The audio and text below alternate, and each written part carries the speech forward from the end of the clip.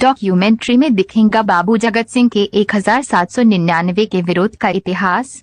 Report Jameel Akhtar, Varanasi. बाबू जगत सिंह पर हुआ documentary का निर्माण जगतगणज निर्माता का इतिहास पुस्तक से वृत्त चित्र तक 1799 में काशी के अंतर्गत हुआ था ब्रितानी हुकूमत के खिलाफ विद्रोह। 1799 के विद्रोह पर डॉक्टर अरविंद कुमार सिंह ने बनाई डॉक्यूमेंट्री 225 वर्ष पूर्व की एक कब्रें कहती है विद्रोह की कहानी।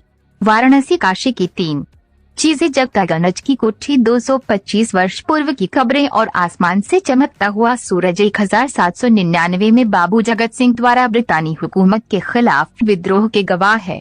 उस विद्रोह में मारे गए ब्रितानी अधिकारियों की कब्रें आज भी मकबूल आलम रोड में स्थित है। संपूर्ण विद्रोह का केंद्र बिंदु बाबू जगत सिंह की कोठी की दीवारें उस विद्रोह के दस्तावेजों से आज भी सुशोभित है। 1799 के उस विद्रोह को इस उद्देश्य से डॉक्यूमेंट्री में उतारा गया है कि आज की युवा पीढ़ी उस शहादत से प्रेरणा लेकर राष्ट्र के लिए अपना सर्वस्व अर्पण करने के लिए हमेशा तैयार रहेगी।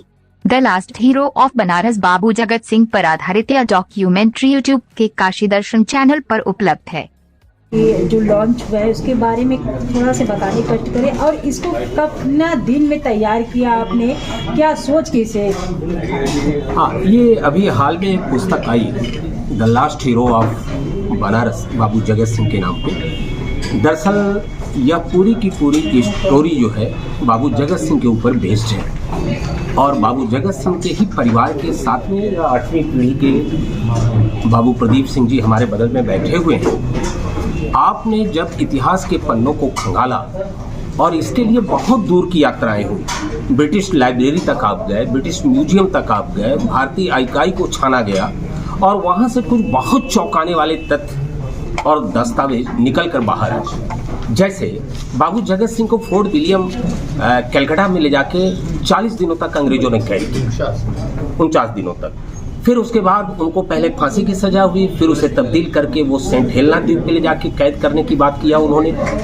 तो ये सारी चीज़ें इस बात को बताती हैं कि बाबू जगत सिंह के उस व्यक्तित्व से इतनी ज़्यादा घबराए हुए थे अंग्रेज कि उन्हें लगता था कि देश के अंदर कहीं भी रखना हमारे मंतव्य को पूरा नहीं होने देगा, लिहाजा इनको इतनी दूर ले जाया जाए देश से जहाँ पे इनकी खोज खबर यहाँ तक ना आ सके। इस पुस्तक को पढ़ने के बाद और खास करके प्रदीप भैया से मिलने के बाद मुझे ऐसा लगा कि हम जिन चीज़ों को पढ़ रहे हैं उन्हें हमें अपनी आंखों से कुछ देखने का भी प्रयास करना चाहिए। मेरा आशय सिर्फ उन स्थानों से है जहाँ पे ये घटनाएं घटित हुई होंगी और ऐसे में ये जगतगंज की ये कोठी, वह कब्रिस्तान जहाँ वो अंग्रेज अधिकारी की कब्रें हैं, ब्रह्मनाल की वो गली जहाँ आसपास के लोग कहानियों को तो जानते हैं लेकिन हमारी युवा पीढ़ी उन शहादतों से परिचित नहीं है।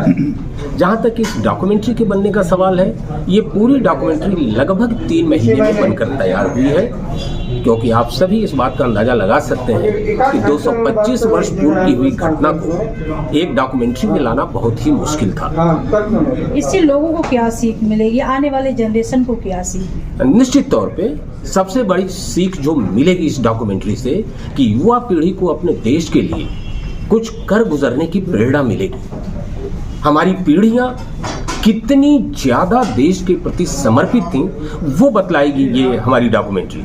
और साथ में जब ऐसे नवयुवक तैयार होंगे जैसे बाबू जगत सिंह थे तो शायद इस देश के ऊपर दुनिया के किसी राष्ट्र की निगाह उठाने की जरूरत नहीं होगी। एक सवाल मेरा, क्या इसमें चुनौतियां भी आई हैं सर? हाँ, चुनौती तो मैंने पहले ही बता दिया। एक वाक्य में बताया कि 225 वर्ष पूर्व की घटनाओं को डॉक्यूमेंट्री में लाना यही अपने आप में बहुत बड़ी चुनौती थी। एक सवाल मेरा, मेरे तो समझ में नहीं आ रहा था कि ये कंप्लीट होगा कैसे। एक सवाल मेरा है, 1784 में वारेन हेस्टिंग्स काशी में आया था, हाँ। ठीक है, और राजा चेत सिंह ने अपना घोड़ा कुदा दिया था, तो ये जो संघर्ष था वो तो चल ही रहा था। 1700